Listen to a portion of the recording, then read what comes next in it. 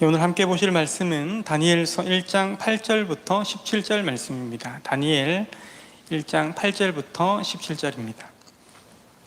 지난주까지 갈라디아서를 3주간 걸쳐서 봤고요. 이제 다니엘서를 보기를 원합니다. 다니엘서 1장 8절부터 17절. 제가 한 절, 여러분들이 한 절 교독하겠습니다. 다니엘은 뜻을 정하여 왕의 음식과 그가 마시는 포도주로 자기를 더럽히지 아니하리라 하고 자기를 더럽히지 아니하도록 환관장에게 구하니,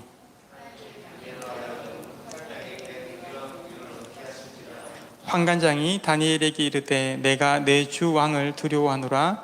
그가 너희 먹을 것과 너희 마실 것을 지정하셨거늘 너희의 얼굴이 초췌하여 같은 또래의 소년들만 못한 것을 그가 보게 할 것이 무엇이냐. 그렇게 되면 너희 때문에 내 머리가 왕 앞에서 위태롭게 되리라 하니라.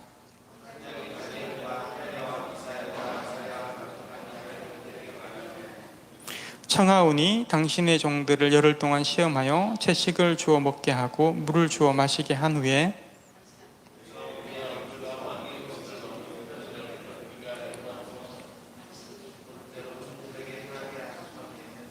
그가 그들의 말을 따라 열흘 동안 시험하더니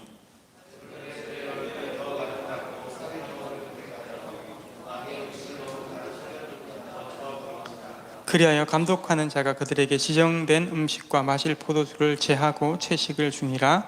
하나님이 이 네 소년에게 학문을 주시고 모든 서적을 깨닫게 하시고 지혜를 주셨으니 다니엘은 또 모든 환상과 꿈을 깨달아 알더라. 아멘.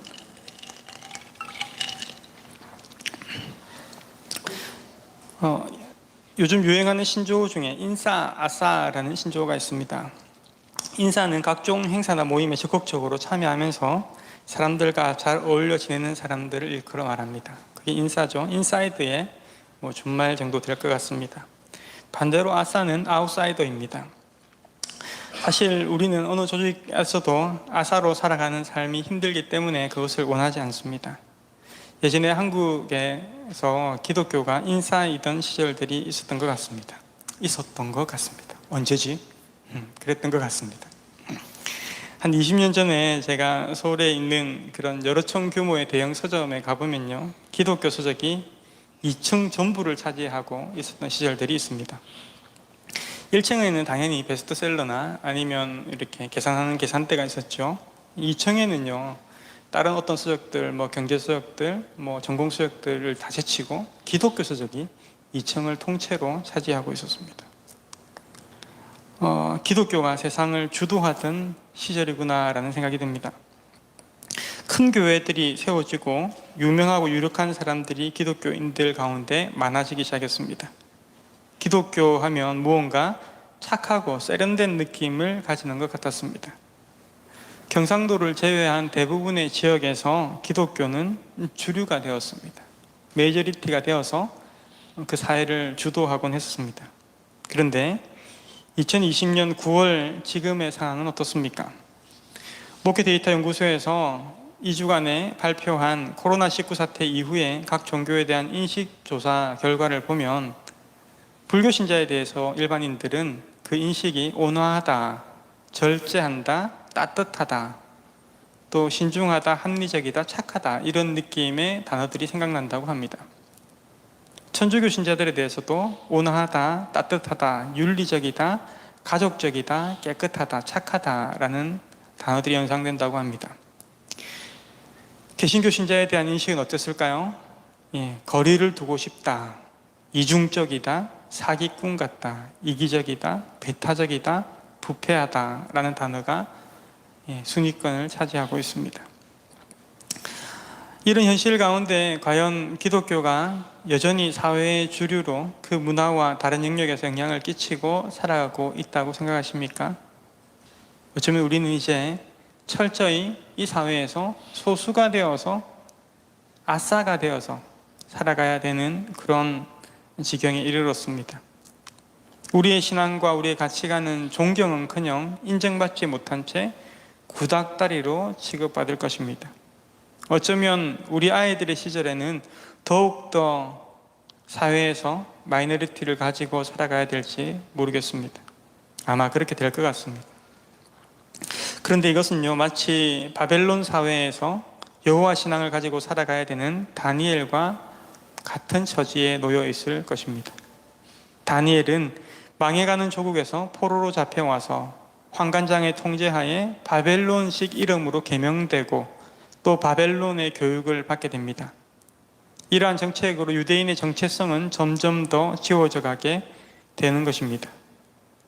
유대 사회보다 바벨론 사회는 훨씬 더 화려하고 큰 건물과 큰 힘으로 보여졌을 것입니다. 안 그래도 포로로 잡혀와서 웅크러들 수밖에 없는 그런 식민지, 포로국의 소년들이, 작은 소년들이 바벨론에 끌려와서 그 화려한 문화들과 웅장함과 힘셈을 보고 나서 얼마나 웅크러들었겠습니까? 그들은 그 사회에서 내가 주류가 아니라 내가 소수구나라는 것을 느끼며 살아갑니다. 그런데 왜 구약에서 하나님의 나라 이스라엘은 이런 신세가 되어버렸습니까? 단지 바벨론에 비해서 힘이 약했기 때문에 힘의 논리로 그들은 망해버린 것입니까? 세상의 시각은 그렇게 볼 수 있습니다. 힘이 세고 힘이 약하고. 그런데 세상이 교회보다 힘이 세어서 교회가 망한 것일까요?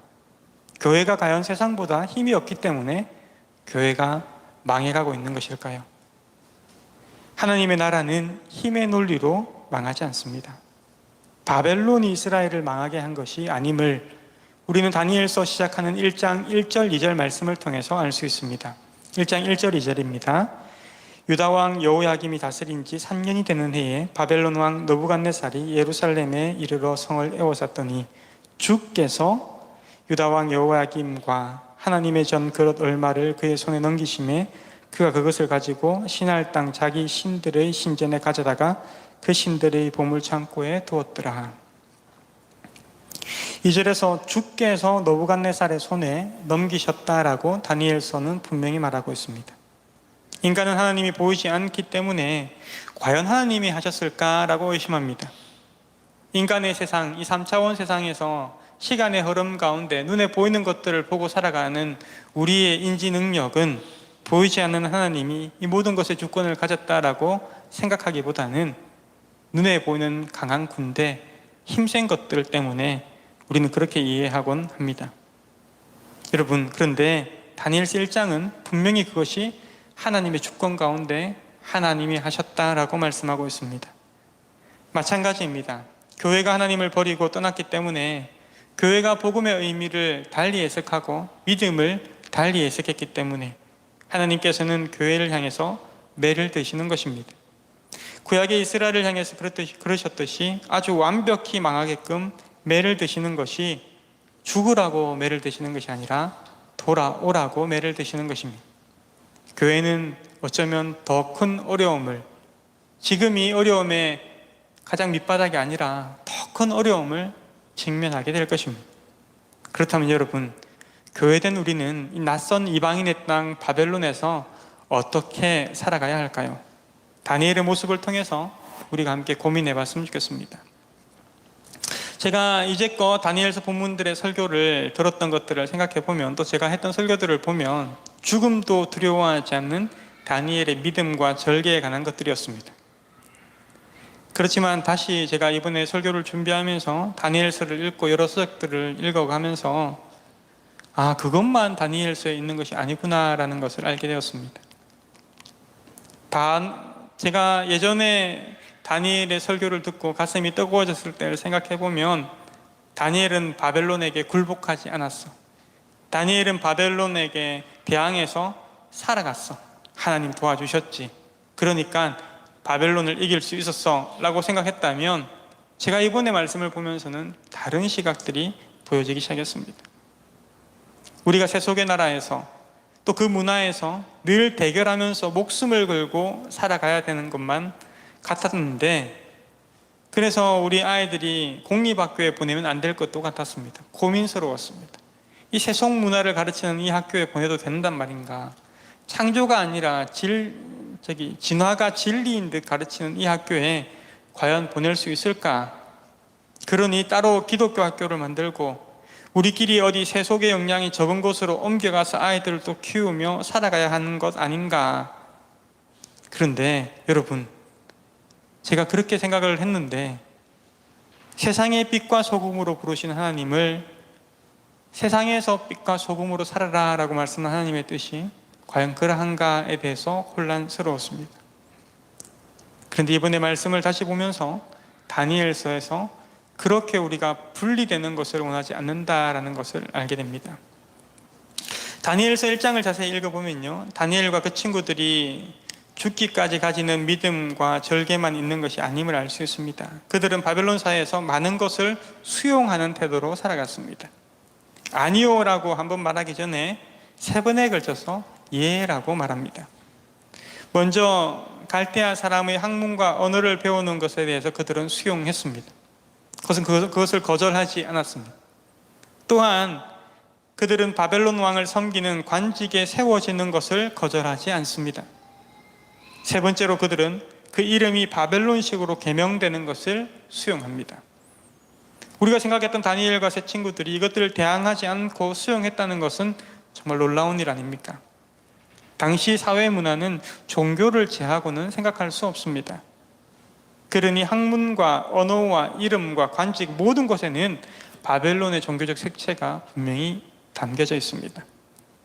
그들의 각각의 이름이 히브리 이름이 하나님은 심판하시다라는 이름의 의미인 다니엘이, 또 여호와는 은혜로우시다라는 하나냐, 누가 하나님과 같으랴라는 미사엘, 여호와는 나의 도우시는 분이라는 아사랴의 히브리식 이름들이 모두 각각 바벨론 신들의 이름이 들어간 이름으로 바뀌어버립니다. 벨드사살이라는 말은 벨신이요 보호하소서라는 뜻입니다. 아벤느고라는 이름은 느고 신이시여 나는 느고 신의 종입니다 라는 뜻입니다. 그들의 이름이 이렇게 바뀌어지는 것에 대해서 그들은 대항하지 않고 수용했다는 것은 우리가 알고 있는 다니엘서 1장의 느낌과는 너무나 다르다는 것입니다. 하지만 여러분, 다니엘의 세 친구는 유독 왕이 내려주는 음식과 포도주는 거부합니다. 성경은 이것을 행하기 위해 그들이 먼저 뜻을 정했다라고 분명하게 설명합니다. 확고한 의지를 나타내는 것이지요. 이러한 행동에는 어쩌면 보다 구체적이고 종교적인 이유가 있었을 것입니다. 바벨론 왕이 주는 그 식사에는, 고기에는요, 레위기 11장에서 금지하는 모든 육식이 포함된 식단이었을 것입니다. 율법을 범함으로 더럽혀진다고 그들은 생각했을 것입니다. 이러한 율법의 이유뿐만 아니라 또 다른 이유도 있었겠지요. 이방 군주가 주는 산의 진미를 먹고 포만감에 빠져서 여호와 하나님을 잊어버리고 점점 이방 신에게 충성하는 그런 삶으로 바뀔 것을, 그것이 더러워지는 것이다 라고 그들은 생각하고 경계했을 것입니다. 그런데 포도주를 마시지 않기로 하고 물을 마시기로 합니다. 구약율법에는 포도주를 마시지 말라는 율법은 없습니다. 그런데 그들이 그렇게 함에도 왕의 음식과 포도주를 금한다라고 했을 때는 그들은 율법적 의미뿐만 아니라 그들의 안락한 삶 가운데 눅눅해지는 것 또한 그것을 경계했으리라는 이유가 컸을 것입니다. 그들은 이 거대한 바벨론 시스템 문화 가운데서 유대인으로서, 하나님의 백성으로서 자기 정체성과 신앙 정체성을 상징하는 표지를 적어도 하나는 내 삶 가운데 분명히 두어야 하겠다라고 결정한 것입니다. 하루 세끼 밥을 먹으면서 그들은 어쩌면 목숨을 걸어야만 했습니다. 왕이 주는 것을 거절했으니까요.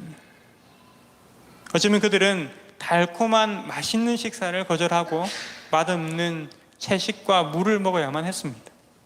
쉬운 일은 아니었을 것입니다. 하지만 하루에 몇 번이고 그 생활을 하면서 그들은 잊지 않았을 것입니다. 그러면 여러분, 우리가 바벨론에서 마이너리티로 살아가면서 그 살아가고 있는 다니엘을 보면서 우리 시대의 하나님의 백성들은 또 어떤 방법으로 살아야 하는지를 잠깐 생각해 보십시다. 첫 번째 원리는요, 세상과 구분되지 않는 것입니다. 단절되지 않는 것입니다. 세상의 문화를 모두 적재시하거나 거절하지 않아야 합니다. 우리가 복음으로 거절해야 할 문화와 행동들, 또 직업들도 세상에는 분명히 존재합니다. 그럼에도 세상 가운데 우리는 돈을 벌어 가족을 건사해야 하고, 또 이곳에서 이 사람들과 어울려 직장 생활을 하면서 아이들을 학교에 보내고 살아가야 합니다. 아이들을 세속적 이교주의와 전혀 접촉하지 못하게 온실 속에서 그들을 보호하는 것이 아니라 그들이 이 문화를 잘 알고 분별하도록 가르쳐야 합니다. 그래서 굳건한 믿음과 성경적 지식을 따라서 세상 문화와 상호작용하고 선한 것과 악한 것을 구별할 힘을 키워줘야 하는 것입니다. 사랑하는 성도 여러분, 우리끼리의 빛이 아닙니다.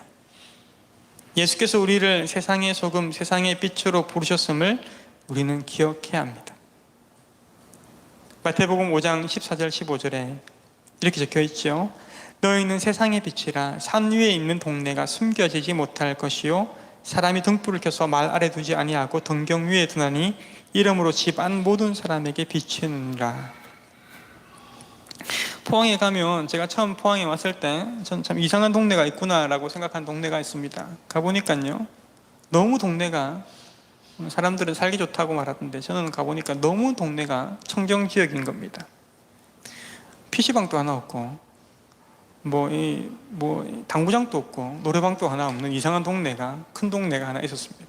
그냥 골목 하나가 그런 게 아니라 큰 동네가, 아파트 단지가 몇 개씩 들어있는 큰 동네가 그런 게 하나도 없는 거예요. 혹자들은 저기가 살기 좋다라고 이야기하던데 저는 보니까 참 살기 안 좋다. 저기가 애 키우기 좋다라고 하던데 저는 딱 보니까 애들이 너무 깨끗한 데서 사는 거 아닐까 이런 생각을 해봤습니다. 제가 뭐 PC방이 필요하고 이런 건 아닙니다. 저는 PC방 별 필요 없는데 여러분,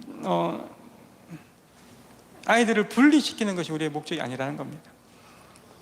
물론 더 좋은 환경이 있을 수 있고, 또 우리 아이들에게 세상에 나가기 전에 하나님 말씀과 믿음의 분별력을 가지도록 양육해야 될 따로 떼어낸 시간들이 필요하기도 합니다. 하지만 분리되게끔 해서는 안 됩니다. 저는 제 아이들이 믿음의 친구들도 있고 또 학교 친구들도 있고 이랬으면 좋겠습니다.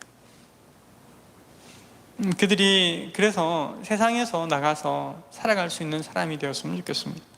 왜냐하면 하나님께서 우리를 부르셨을 때 바벨론 가운데 살아가게끔 하셨습니다.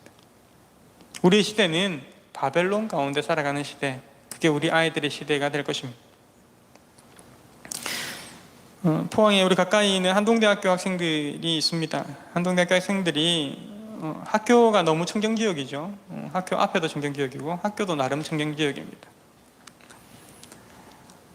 그렇게 살아가지고 나중에 졸업하고 이 세상 나가서 살겠나 싶을 정도입니다. 제가 볼 때. 저는 기독교 대학이 아니라 일반 대학을 나왔는데요, 기독교 대학 안에서 기독교 문화만 가지고 그게 메이저 문화가 되어서 살아가다가 세상에 나가서 과연 살 수 있을까라는 것입니다.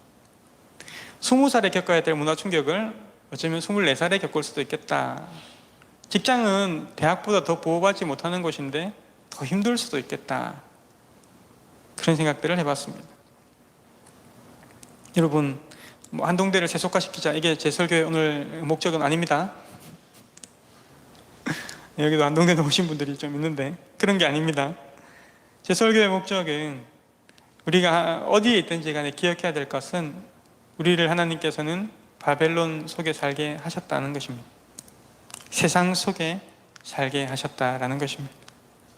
세상과 구분되어서 살아가서는 안 됩니다. 세상 속에 세상을 비추는 교회가 되어야 하고 각자의 삶에서 세상 속에서 하나님의 백성이 되어야 합니다. 그래야지 세상이 하나님을 볼 수 있습니다. 두 번째, 바벨론에 살아가면서 가져야 될 두 번째 원리는 세상과 구별되는 것입니다. 이것은 우리가 다니엘서를 통해서 너무나 잘 이해했던 부분이죠. 다니엘과 그 친구들은 분명한 신앙의 원칙으로 살아간 것 같습니다. 자기의 성공이나 부귀영화를 위해 살아가지 않았습니다. 그것은 하루아침에 만들어진 게 아닙니다. 한국교회가 이렇게 망해가는 것은 하루아침에 어떤 사람이 등장했기 때문에 그런 게 아닙니다. 원래 우리가 점점 그것을 수용했기 때문에 그렇습니다. 포로로 잡혀온 소년들이 왕의 음식과 포도주를 거절하는 것은 목숨을 건 행동이었습니다. 하지만 다니엘은 율법을 지키기 위해 목숨을 걸었습니다. 그들을 주관하고 있던 환관장에게 그들의 생사를 결정할 권한이 그에게 있는데도 불구하고 그는 환관장에게 구합니다. 그때에 하나님이 일하시는 겁니다. 이스라엘이 망해갈 때 기도도 안 들으시던 것 같던 하나님이 이때에는 응답하십니다. 가만히 우리가 있을 때 하나님 우리에게 다시 교회도 세워주시고 다시 뭐도 해주시고 다 허락해 주셨을 때가 아니라 내가 하나님의 말씀을 지키기로 결정했을 때, 그리고 나의 손해와 나의 아픔을 각오하고 그것을 믿음으로 직면했을 그때에 하나님은 일하신다는 겁니다. 우리 인생 가운데에 벼랑 끝에 서는 용기를 가질 때에 하나님의 임재를 만나게 됩니다. 광야 가운데 서게 될 용기를 가질 때에 우리는 하나님이 나를 인도하시는 손길이 있구나라는 것을 그때에 비로소 느끼게 됩니다. 다니엘이 그냥 살아갔다면, 다니엘이 연년소년들과 같이 그냥 살아갔다면 하나님의 손길이 그 인생 가운데 있음을 그는 느끼지 못했을 것입니다. 1장 9절입니다. 하나님이 다니엘로 하여금 환관장에게 은혜와 긍휼을 얻게 하신지라. 성경 말씀을 계속해서 다니엘서 1장을 묵상하다가 1장 9절 말씀은 없어도 되는 말인데 들어갔구나라는 것을 알게 됩니다. 1장 8절을 읽고 나서 9절을 빼고 10절을 읽어도 문맥은 아무 영향이 없습니다. 그럼에도 9절을 일부러 적어 놓은 겁니다. 일부러 적어 놓았다는 것은 의미가 있고 그 의미는 중요하다는 말입니다. 하나님이 일하셨다는 것을 다니엘서는 말하고 싶은 겁니다. 다니엘의 위기의 순간에 하나님이 등장하십니다. 당시 세계 최강국 바벨론의 그 제국에서 비수실장과도 같은 환관장은 다니엘의 제안을 듣고, 그랬다가 너희 얼굴이 또래들과 달리 초췌한 것을 왕이 보시면 내 머리가 무사하게 달려 있겠느냐라고 거절합니다. 거절했음에도 성경은 그가 다니엘을 향해 은혜와 긍휼을 가졌다라고 일부러 9절에 기록하고 있는 겁니다. 왜 이 환관장이 다니엘에게 화를 내지 않았을까를 한번 상상해 본 적이 있습니까? 성경 말씀을 가지고 좀 상상의 나래를 펴야 되는데, 포로로 잡혀와서 나중에 환관이나 신하가 될 만한 아이들을 키웁니다. 그죠? 사관학교 같이 그렇게 아마 키웠을 겁니다. 그런데 얘들이 바벨론의 귀족들의 자녀들이 아닙니다. 포로국의 자녀들입니다. 근데 공무원 사회가 그렇지 않습니까? 우리 중에 공무원 또 계신가 모르겠는데, 공무원 사회는요 능동적으로 뭔가를 바꾸려고 하지 않습니다. 자기가 책임져야 될 일이 생기기 때문에 수동적이지 않습니까? 환관장이 괜히 그랬다가, 안 그러면 아무 일도 없을 건데 내한테 이익도 없는데 괜히 그래 너네 그렇게 먹어봐 라고 했다가 환관장의 말처럼 왕의 명령이 지키지 않는 것들을 보면 그의 목이 달려갈 일이 아닙니까?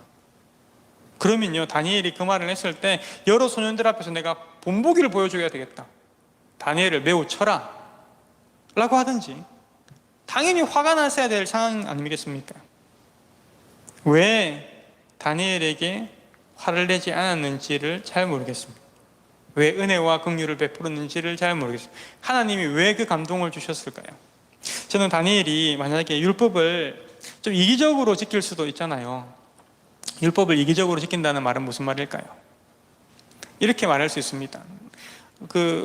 레위기에서 말하고 있는 그것들 있지 않습니까? 음식들 있지 않습니까? 가령 돼지고기 같은 거 금하지 않습니까? 그럼 환관장에게 가서 이렇게 말할 수 있죠. 환관장이시여, 돼지고기를 안 먹고 저한테 소고기만 주십시오. 제가 소고기만 먹도록 하겠습니다. 이러면 환관장이 은혜와 긍휼이 생겼을까요? 그 마음 가운데? 아니, 화가 나겠죠. 비싼 소고기를 달라고? 그러면 돼지고기는 누가 먹고? 이런 마음이 생기지 않았겠습니까? 그런데 자기는 채소만 먹겠답니다. 비싼 포도주가 아니라 물 마시겠답니다. 환관장은 그때에 한번 생각해 봤을 겁니다. 뭐지? 하고 생각해 봤을 겁니다. 그들이 그렇게 해서 그들의 중심이 서 있다는 것을, 쟤들은 그냥 포로로 끌려와서 질질 시키는 대로 하는 애들이 아니라 생각 있는 애구나라고 환관장이 생각했을지도 모르겠습니다. 저는 이 본문 말씀을 계속 묵상하면서 또 이상한 부분을 발견했는데, 어떤 부분이냐면 이겁니다. 다니엘이 그렇게 말했죠. 환관장이 거절했습니다. 분명히 거절한 거죠. 허락해 준 게 아닙니다. 그죠? 그런데 또 다니엘이 뭐라고 말합니까? 11절에 보면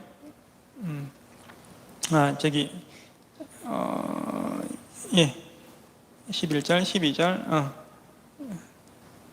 11절이죠. 환관장이 다니엘과 하나냐와 미사엘과 아사랴를 감독하게 한 자에게 다니엘이 말하되, 환관장이 다니엘이 말하되, 그런 거 아니죠. 주어가 이렇게 막 여러 개 있으니까 문장이 헷갈리는데 그런 거 아닙니다. 지금 다니엘이 누구한테 말한 겁니까? 환관장에게 말한 겁니까? 감독자에게 말한 겁니까? 환관장 밑에서 그 일을 지킨 이제 하부 관리죠. 감독자에게 말한 겁니다. 우리는요, 이게 우리 머릿속에 성경을 기억하고 있는 현상이 저만 그런 줄 알고 제가 여러 사람한테 제가 물어봤습니다. 이 본문에 대해서. 그러니까 다들 저하고 비슷하게 생각하고 있던데, 환관장이 다 허락해 줬다고 생각했어요. 다니엘이 또 환관장에게 또 말해서 이제 협상을 했다고 생각했어요. 아니죠. 누구한테 말한 겁니까? 환관장이 한테 말했는데 환관장 거절했어요. 다니엘이 안 되는갑다라고 포기했습니까? 아니죠. 직접 자기가 이제 자주 만나는, 자기를 관리하는 관리자인 감독자에게 갔습니다. 그래서 말합니다. 저에게 제가 청한다, 제가 부탁합니다. 당신의 종들을, 굉장히 정중하죠. 청하오니 당신의 종들을. 아주 정중한 표현을 지금 다니엘과 제 친구들이 하고 있습니다. 열흘 동안 먼저 시험해 보십시오. 우리에게 그 왕의 음식과 포도주가 아니라 채식과 물을 열흘 동안 먹이고 시험해 보십시오. 그래도 우리가 우리 또래들보다 얼굴이 초췌한지 괜찮은지 한번 시험해 보십시오. 그러니까 그 감독자가 허락해 줬습니다. 물론 제가 다른 목사님들하고 이 본문을 가지고 괜히 잘 계신 분들한테 제가 시비를 많이 걸었습니다. 이게 그러면 환관장이 허락한 거냐? 감독자가 허락한 거냐? 누구 정결로 이게 결제가 난 일이냐? 감독자 정결이었냐? 환관장 정결이었냐? 아니면 황제가 허락해 준 거냐? 누구 정결인 것 같습니까, 여러분? 한번 우리끼리 한번 손을 들어볼까요? 궁금한데. 본문을 읽어보고, 손 목사님은 전혀 중요하지 않는데, 근데 왜 제가 본문을 읽으면서 그 생각했거든요. 그냥 환관장이 시키고 부려먹는 사람이잖아. 그러면 감독하는 자가 본문에 괜히 등장 안 해도 되지 않을까요?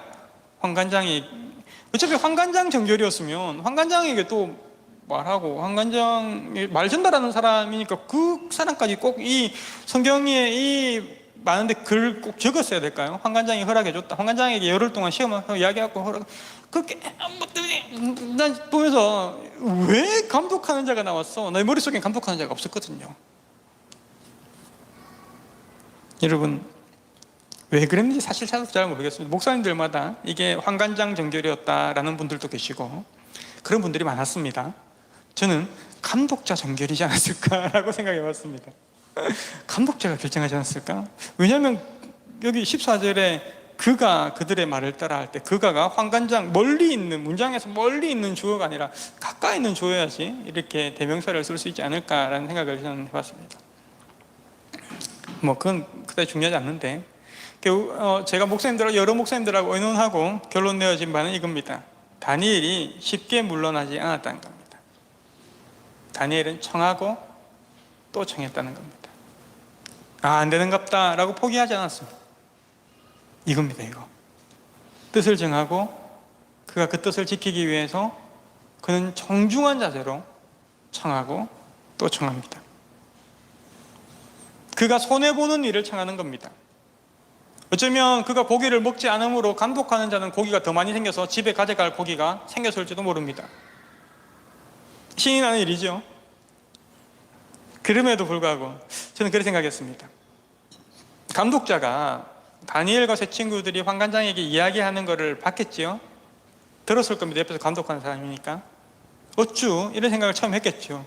저것들이 감히 환관장님한테 이렇게 생각이 들었을 겁니다. 그죠? 그런데 환관장이 그들을 향해서 화를 내지 않고 아주 귀엽다는 듯이, 아주 이 사람들이 괜찮은 애인가 보다라는 뉘앙스로 웃으면서 만약에 이야기를 했다면, 9절 말씀처럼 은혜와 긍휼을 가지고 이야기를 했다면 감독자가 그 눈치를 봤겠죠. 나도 고기가 생기고 황간장도 뭐 괜찮겠다 이 정도면 하는 마음이 생기지 않았을까라고 추측해봤는데 아니면 뭐 아닌 거죠. 성경에 그래 적힌 건 없으니까 그냥 혼자 생각해봤습니다. 왜 감독하는 자가 들어갔을까? 혹시 이번 주에 감독하는 자가 성경에 기록된 이유는 이런 이유입니다라고 다르게 생각하시는 분들이 있다면 저한테 꼭 연락을 해주시면 제가 커피 기프티콘을 불러드리도록 하겠습니다. 네. 이렇게 설교에 중간에 이런 거 있는 건 좀 이상한데 하여튼 그렇습니다. 여러분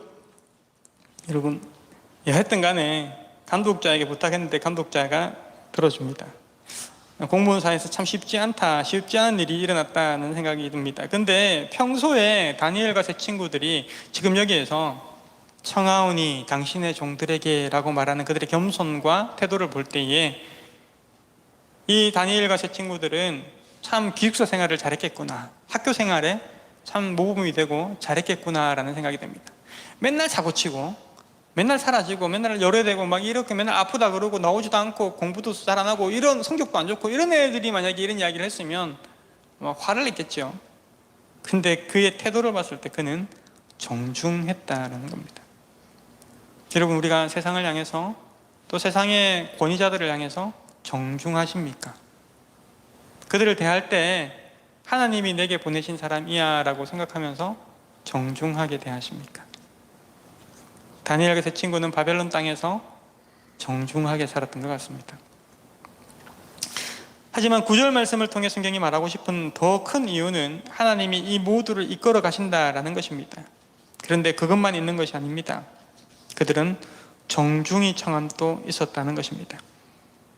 다니엘은 바벨론에서 유대인으로 구별되게 살고자 노력하고 또 노력했을 것입니다. 우리가 복음의 원리대로 살기로 결정하고 자기 손해를 감수하고 살아갈 때에 우리는 우리를 인도하시는 하나님의 손길을 만나게 될 것입니다. 근데 여러분, 어디까지 수용할 것인가 라는 것은 참 이게 쉽지 않은 문제입니다.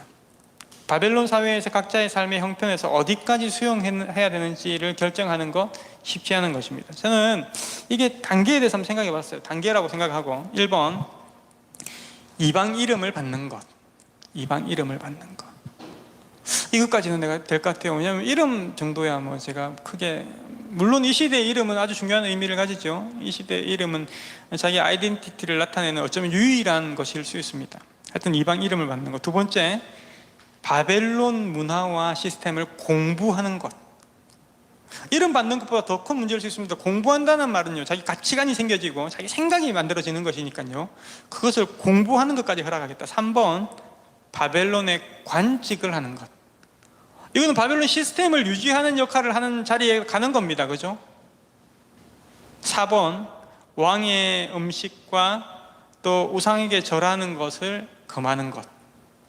어쩌면 4번은 명확합니다. 율법을 범하는 것과 우상에게 절하는 것이라고 하는 명확한 그들의 정체성을 어기기 때문에 4번은 당연히 우리가 타협할 수 없는, 수용할 수 없는 부분이다라는 것은 명확합니다. 하지만 1번인지 2번인지 3번인지는 다니엘은 3번까지 수용했습니다. 근데 어떤 사람은요, 1번도 수용 못하고 죽기로 나는 안 돼! 나는 다니엘로 살다가 죽을 거야! 벨드사살이라니! 난 그럴 수 없어! 난 유대인이야! 이러면서 순교하기로 결정하는 것. 혹은 2번, 3번. 여러분, 뭐가 정답일까요? 다니엘서는 우리 가운데에 바벨론에서 살아갈 때에 수용하는 태도가 필요하다는 것도 말하고 있지만, 저는 사실 어떤 이들이 1번을 결정하고 어떤 이들이 2번을 결정하고 어떤 이들이 3번을 결정하고 간직에 나가지 않겠다, 난 이 시스템을 그렇게라도 할 수 없어 라고 그들이 하나님 앞에서 결정할 때에 저는 모든 결정들이 다 하나님 앞에서 선하다라고 생각합니다. 그들이 자기의 이기심으로 결정하는 것이 아니라 하나님과 이웃을 향해서 무언가를 결정하기로 했을 때에 그 단계가 어떻는지 다른 사람이 판단할 수 있는 문제는 아닙니다. 스스로 판단해야 될 문제입니다. 그런데 그 스스로가 하나님 앞에서 스스로 판단해야 될 문제입니다. 저는 우리 성도들이 1번과 2번과 3번, 4번을 결정하기 시작하고 절 해도 되죠. 절 하고 나서 제가 절 아무 상관없어요. 의미도 없는 거예요. 그냥 절한 거예요. 뭐 이렇게 말하면 굉장히 좀 이상할 것 같아요. 4번은 아니라는 거 우리 분명히 알잖아요. 그런데 점점 1번을 허락하고 또 2번을 허락하고 3번을 허락할 때에 자연스럽게 한국교회가 신사참배했던 것처럼, 예배 드리기 전에 일본 신을 향해서 먼저 절했던 것처럼 우리가 그렇게 점점 바뀌어져 가야 된다면, 우리는 다니엘처럼 단호한 표지가, 내가 손해보고 내가 아픔을 겪는 단호한 표지가 필요하지 않겠습니까? 다른 사람을 손해보는 결정을 하는 것이 아니라 다니엘은 내가 죽고 내가 손해보는 결정을 한 것입니다. 다른 사람의 불편함 때문에 내가 그것을 결정하는 것이 아니라 다니엘은 스스로를 결정한 것입니다. 코로나 시대를 지나가면서 대면 예배의 중요성을 우리는 또 깨닫지만, 하지만 우리가 대면 예배보다 더 큰 복음의 가치가 무엇인지 또한 생각해 봐야 되는 것입니다. 이 고통을 빨리 없애는 하나님 사랑의 방법이 무엇인가도 아울러 생각해 봐야 하는 것입니다. 다니엘서는 이 시대를 살아가는 우리에게 한없이 마이너리티를 가지고 살아가야 할 수밖에 없는 이 시대의 교회에게 바벨론에서 어떻게 살아가야 되는지를 보여주는 책입니다. 그런데 여러분, 안식일 규례도 있고 다른 여러 율법이 있었는데 다니엘과 세 친구는 유독 음식에 관한 율법 하나를 그들의 신앙의 표지로 삼았습니다. 안식일 율법을 신앙의 표지로 삼을 수도 있었잖아요, 그죠? 다른 걸 신앙의 표지로 삼을 수도 있었습니다. 근데 왜 그들의 삶에서, 바벨론에서 살면서 내가 하나님 잊지 않을 거야 라고 신앙의 표지를 음식을 가지고 했겠습니까? 사람은 밥을 먹여주는 존재가 신과 같은 존재로 여깁니다. 자기를 살리고 자기를 먹여주는 존재를 위해서 살게 됩니다. 그래서 바벨론 제국의 그것을 자꾸 먹다 보면 나를 건재하게 만드는, 나를 생존하게 만드는 것이 저 사람이야, 저것이야 라고 길들여진다는 것입니다. 그들은 바벨론의 지식을 채워가면서 제국을 위해서 사용하는 것이 아니라 하나님의 나라, 그 공의와 평화를 위해서 사용할 수 있게끔, 나를 먹이시는 분은 제국이 아니라 하나님이야, 나를 먹이시는 분은 왕이 아니라 하나님이야를 결정한 것입니다.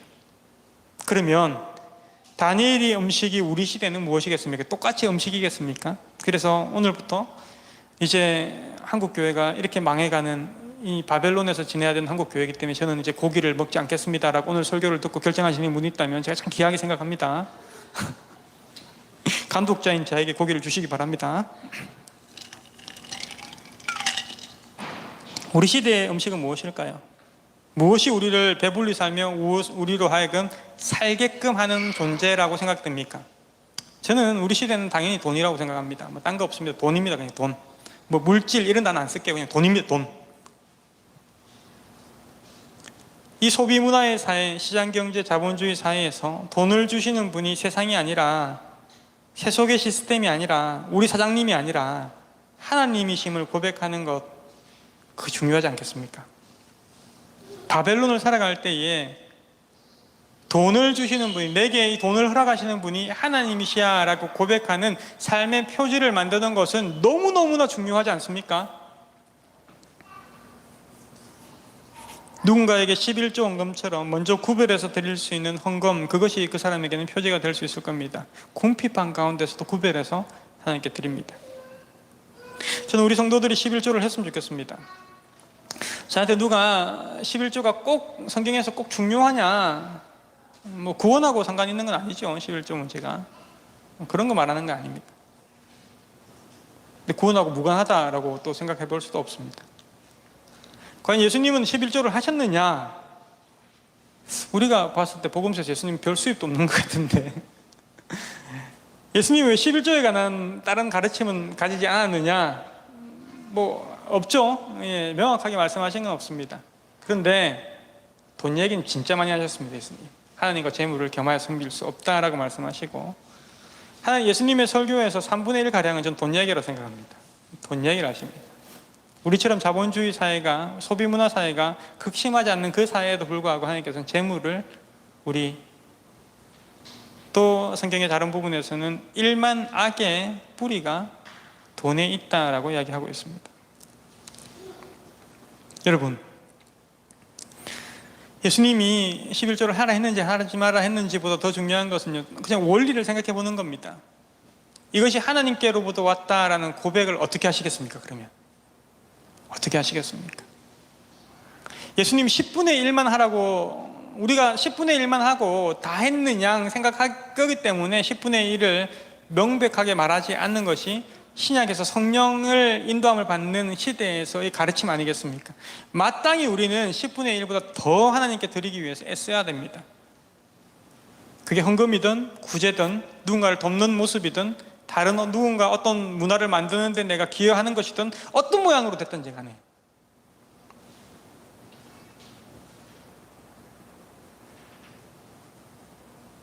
여러분, 우리가 이 바벨론에서 살아갈 때에 다니엘처럼 뜻을 정하지 않는다면,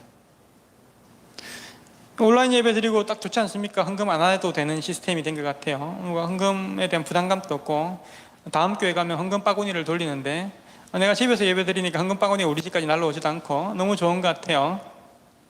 지난주까지 제가 계좌번호를 같이 보내다가 이번 주는 안 보냈습니다. 설교 때 말해야 되겠다 생각을 좀 하고 안 보냈습니다. 여러분,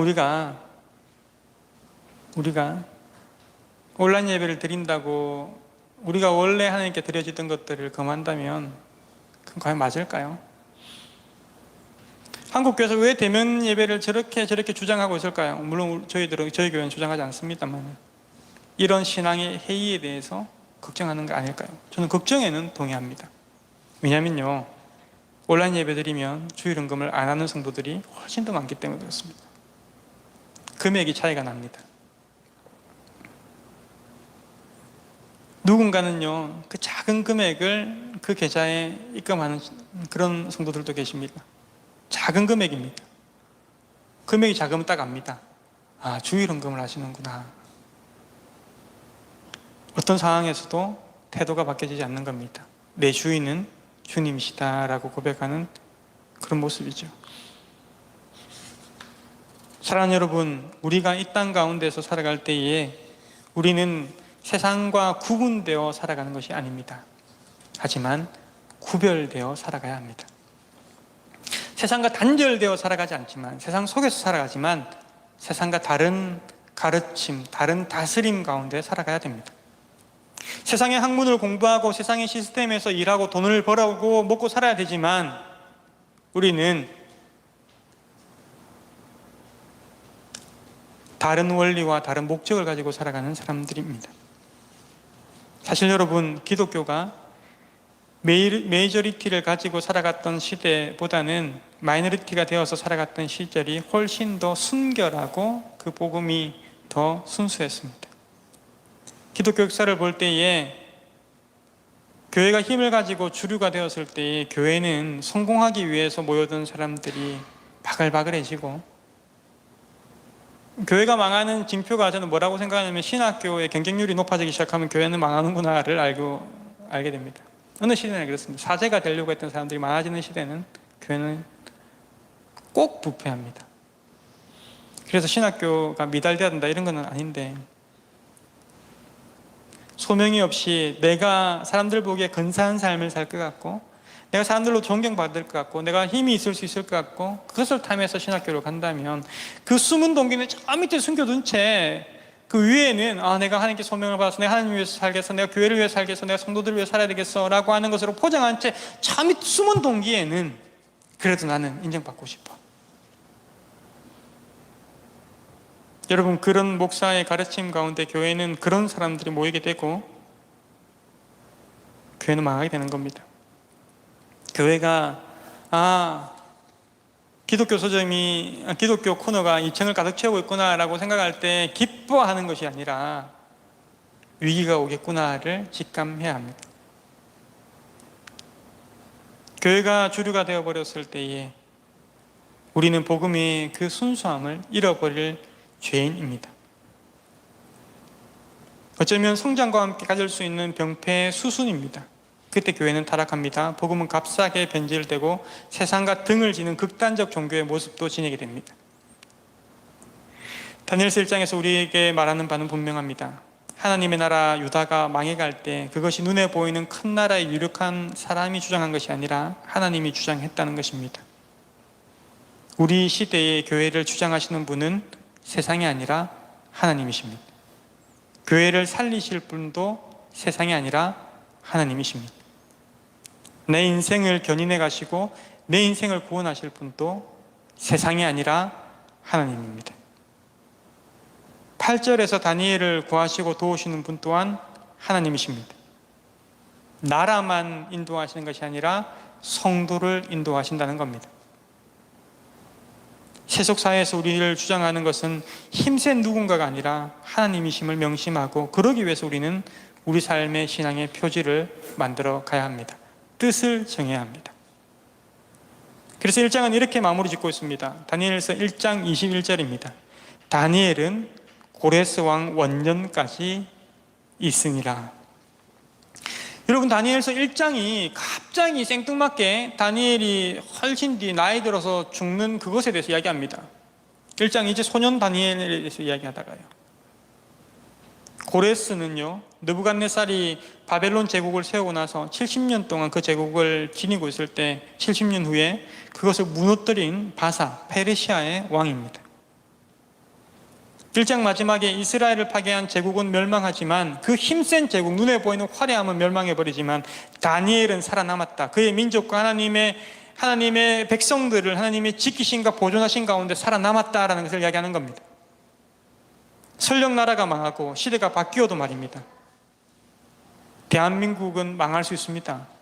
나라가 몇백 년, 몇천 년을 갈 수 있겠습니까? 근데 하나님의 나라는 망하지 않습니다. 바벨론에서 다니엘과 세 친구처럼 뜻을 정하여 살아가는 이들을 통해서 하나님 나라는 계속되어집니다. 여러분, 또 우리가 다니엘서 1장을 통해서 명심할 것이 있는데, 우리는 생각하기를 우리가 바벨론에 살아갈 때 바벨론을 대적해야 돼, 바벨론을 이겨야 돼. 아닙니다. 그 방법으로 살아가는 게 아닙니다. 바벨론에서 우리가 뜻을 정하는 겁니다. 바벨론을 변화시키기 위해 살아가는 것이 아니라 우리가 바벨론에서 뜻을 정하는 겁니다. 하나님이 다스리신다는 것을 믿으면서 손해를 각오하는 것입니다. 그렇게 하나님의 백성된 우리는 세상과 구분되지 않게 세상과 구별되어서 바벨론 가운데 살아갑니다. 우리 교회가, 또 우리 성도 한 사람 한 사람이 다니엘의 삶을 세상 가운데 살아갔으면 좋겠습니다. 저들처럼 자기가 손해보고 자기가 주님 앞에서 뜻을 정하지 않은 채 세상을 이기기 위해서 으르렁거리고 분노하고 화를 내는 모습들이 아니라, 교회가 복음을 지키기 위해서 뜻을 정하고, 교회가 세상 가운데 섬기기로 뜻을 정하고, 교회가 세상 가운데서 종로로 타기로 뜻을 정했을 때에 우리는 비로소 돈의 종이 아니라 돈을 통해서 섬기는 사람이 될 수 있을 것입니다. 사랑하는 성도 여러분, 저는 우리 모두가 이 어두운 시대에 바벨론 땅 가운데서 다니엘의 순결함을 지녔으면 좋겠습니다. 그때 하나님께서 우리 인생을 사용하셔서 많은 이들을 옳은 대로 인도하는 하늘의 별과 같이 다니엘을 그렇게 사용하셨듯이 우리를 그렇게 사용해 가실 것입니다. 그 주님의 인도함을 받는 하나님의 백성들 되시기를 주의 이름으로 축원드립니다. 아멘.